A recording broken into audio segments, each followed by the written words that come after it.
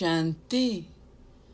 17/12/2024 காலை முரளி. ஓம் சாந்தி. பாப் தாதா, மதுவனம். சாராம்சம். இனிய குழந்தைகளே, நீங்கள் உங்களுக்கு ஒரு பாக்கியத்தை உருவாக்குவதற்காகவே தந்தையிடம் வந்துள்ளீர்கள். எந்த குழந்தைகளிடம் இருந்து கடவுள் அனைத்தையும் ஏற்றுக்கொள்கின்றாரோ அவர்களே அதி மேன்மையான பாக்கியத்தை கொண்டவர்கள். கேள்வி: குழந்தைகளின் எந்த தவறினால் மாயை அதி சக்தி வாய்ந்தவள் ஆகுகின்றாள்? பதில்: குழந்தைகளாகிய நீங்கள் உண்ணும்போது பாபாவை மறந்தாலும், உங்கள் உணவை பாபாவிற்கு படைக்காமல் உண்டாலும், மாயை உங்களது உணவை உண்டு மிகவும் சக்தி வாய்ந்தவள் ஆகுகின்றாள். பின்னர் அவள் குழந்தைகளாகிய உங்களுக்கு விரக்தியை ஏற்படுத்துகின்றாள். உங்களின் இந்த சிறிய தவறு மாயை உங்களை தோற்கடிக்க உதவுகின்றது. இதனாலேயே தந்தையின் வழிகாட்டல், குழந்தைகளே, எனது நினைவில் உண்ணுங்கள், உங்களுடன் மாத்திரமே நான் உண்பேன் என்ற உறுதியான ஒரு சத்தியத்தை செய்யுங்கள். நீங்கள் உண்ணும் வேளையில் அவரை நினைவு செய்தால் அவர் குதூகலம் அடைவார். பாடல்: இன்றில்லையேல் நாளை முகில்கள் அகலும். ஓம் சாந்தி. தாரணைக்கான சாராம்சம்.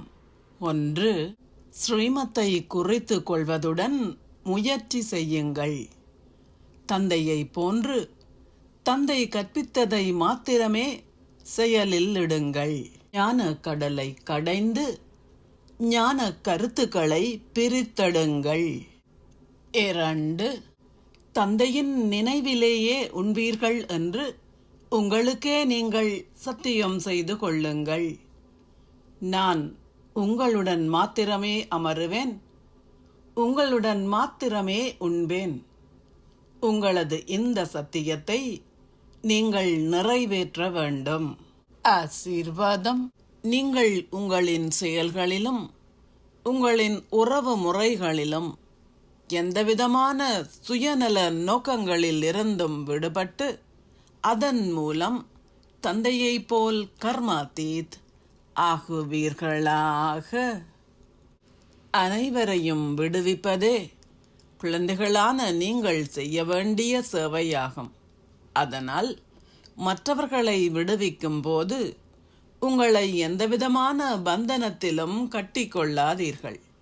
எனது என்ற எந்தவிதமான எல்லைக்குட்பட்ட உணர்விலிருந்தும் நீங்கள் விடுபடும் போதே உங்களால் அவ்யக்த ஸ்திதியை அனுபவம் செய்ய முடியும்.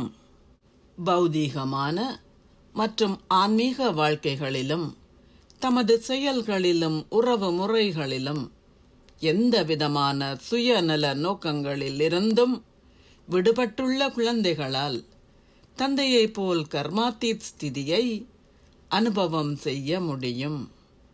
அதனால் சோதித்து பாருங்கள், நீங்கள் எந்த விதமான கர்ம பந்தனத்தில் இருந்தும் எந்த அளவிற்கு பற்றற்றவர் ஆகியுள்ளீர்கள்.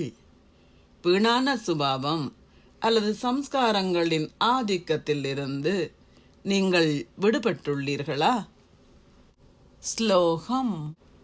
இலகுவாக பழகுவதுடன் சரள சுபாவத்தையும் கொண்டவர்கள் இலகு யோகிகளாக இருப்பதுடன் கள்ளம் கபடமற்ற பிரபுவினால் நேசிக்கப்படுகின்றார்கள். ஓம் சாந்தி. நன்றிகள் பாபா.